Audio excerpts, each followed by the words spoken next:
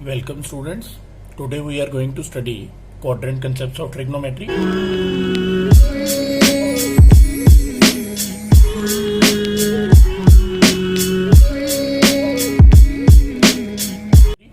So first of all, the most important thing is what is angle? Basically, angle is a figure formed between two rays. Angle is a figure which is formed between two rays.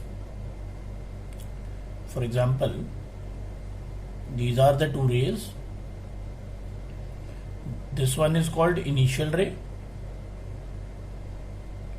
and the above one is called final or terminal ray. So this is the angle between two rays. Now example of angle, most common example is in clock. Angle is formed between minute hand and hour hand. In clock, angle is formed between minute hand and hour hand. So this is the basic example of angle. Moving over to most important thing which a student has to remember is A for angle and A for anti-clockwise. Angle is a vector quantity which is always positive in anti-clockwise direction. Now starting with four quadrants.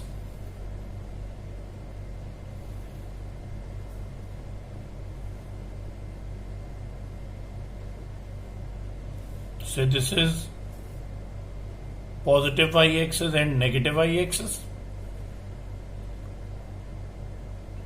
Similarly, we'll draw x-axis.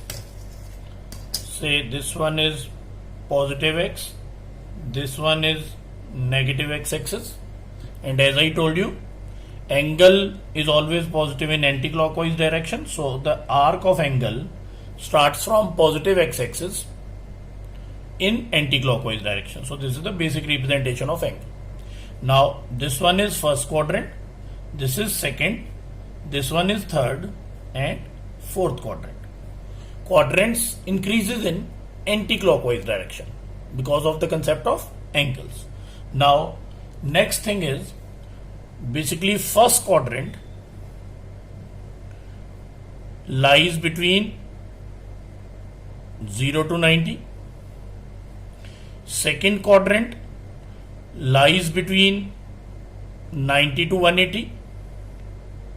Similarly, third quadrant lies between 180 to 270, and fourth quadrant, which one is the last quadrant, lies between 270 to 360 degree. Now the sign conventions of quadrants basically depends on x and y axis. X axis, or we can use the word horizontal, and common word is base. Y axis, that is vertical, commonly we use this as perpendicular. So the overall sign conventions depends on these two concepts, that is x and y axis. And the third thing is hypotenuse. Hypotenuse, as we know, hypotenuse is always positive. Why? Because hypotenuse, by using Pythagoras, is under root of perpendicular square plus base square. So irrespective if perpendicular is positive or it is negative, square of positive or negative square will always be positive for perpendicular. Similarly for base, irrespective it is positive or negative, base square will always be positive. So hence hypotenuse is always positive. Its polarity is always positive. Now starting with few examples. For that, we have to remember in first quadrant, all 6 trigonometric ratios are positive. In second quadrant, sine and reciprocal of sine, which is cosec, is positive. Third, tan and cot is positive.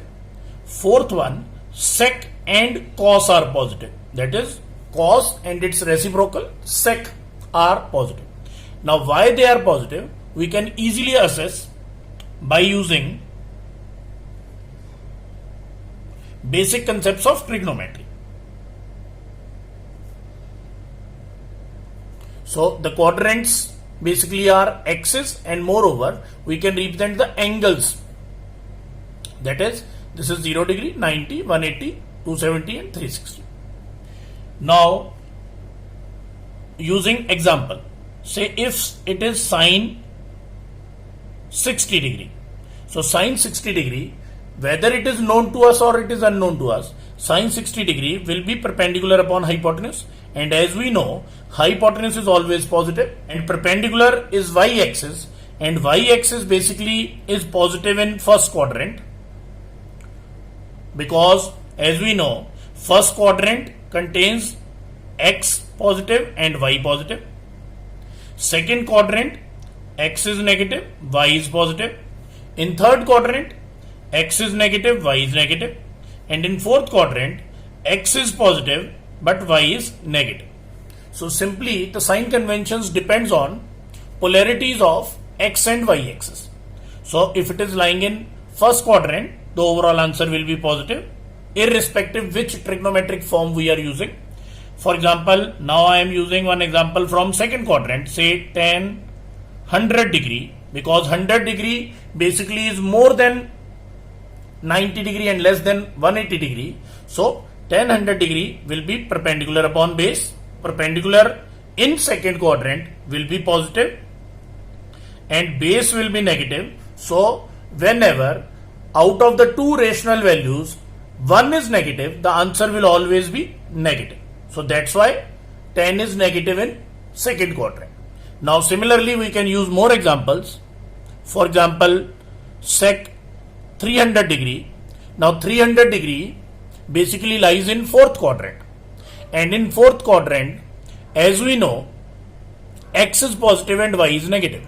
So basically what is sec theta? As we know, sec theta is base upon hypotenuse. So base in this case is positive x and hypotenuse is always positive. So the overall answer will be positive. Similarly, if I use one more example, that is tan 200 degree. So tan 200 degree, basically 200 degree lies in third quadrant because it is greater than 180 and less than 270. So tan theta, as we know, is perpendicular upon base. Now in third quadrant, this lies in third quadrant. Now in third quadrant, basically x and y, that is perpendicular and base, both are negative. Y is negative as well as x is negative. So minus and minus are going to cancel out, and hence the answer will be positive in third quadrant for tan.